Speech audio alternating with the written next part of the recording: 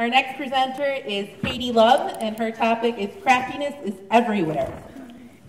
So I started crafting at a very young age. My mom got me hooked on dried macaroni and popsicle sticks. I've since graduated to things like making jewelry and knitting and things like that. But what crafting for so long does is it gives you a view of the world where you see craftiness everywhere. It can be called craft goggles. My particular manifestation is if I see you wearing knitwear on the tee, I'm going to stare at you a really long time and try to figure out the pattern behind it.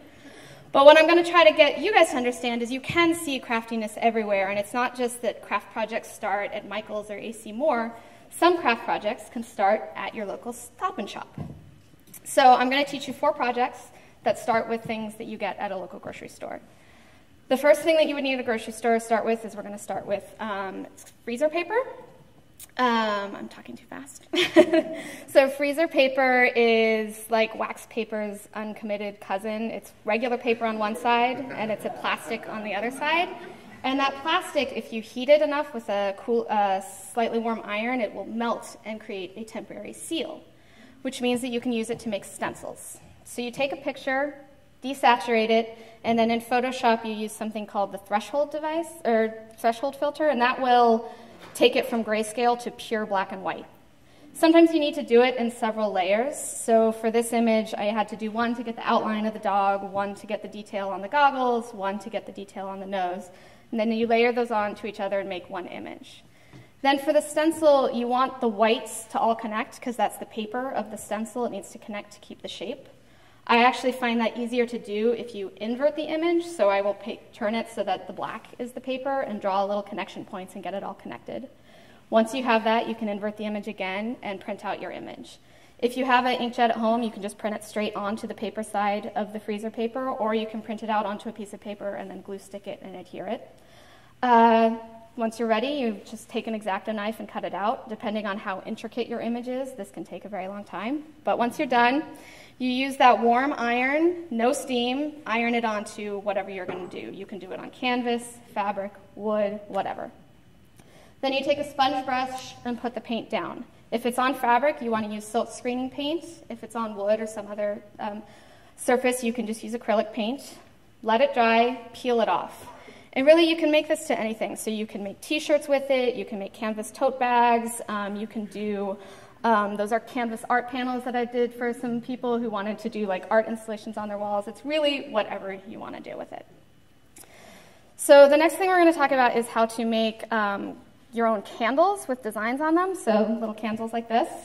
And what you're going to get at the grocery store is you're going to get tissue paper. It's not a cheat. You can find tissue paper at a grocery store in the aisle with the greeting cards. And tissue paper has a smooth side and a rough side. So you want to put your artwork on the rough side of the tissue paper. If it is something with writing like this, you want to do the mirror image of it.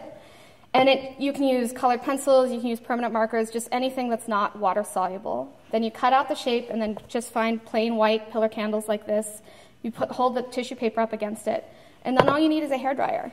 And you just slowly go over the candle like that, and it melts the wax just enough that it seeps through the tissue paper, and that image becomes part of the candle. And as you burn the candle down, the edges just turn in slightly if you've ever burned down a candle to the end, and you're fine. The next thing is salt. It's not just about making food delicious. If you use it with watercolors, it actually can have a really awesome effect. And you can either do it if you are actually an artist and can do awesome watercolor paintings, you can use it there, or you can just do it with a color wash and make really pretty patterned paper. So what you do is you get your color down on the paper, you let it dry most of the way, but enough that you can see a little faint shimmer of wetness to it, and you pour the salt down. And the salt absorbs just a little bit of the extra color, and it creates this really neat mottled effect. So if you want to do it in an actual watercolor painting, or if you do color wash, you can make that a note card, you can do it on the mat for a picture frame, or you can make ornaments, whatever you want. Then finally, we're going to take craft into a slightly different direction and talk about craft beverages. Most people nowadays think craft beer and pretty things, but we're actually going to talk about craft vodka. And at the grocery store, what you're going to go to get is you're going to get some tea.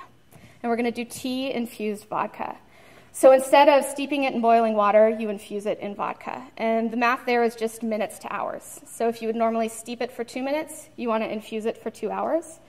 You want to try little small batches like this to sample it and try it. One of these I tried was like a eucalyptus herbal tea that with the vodka was way too astringent.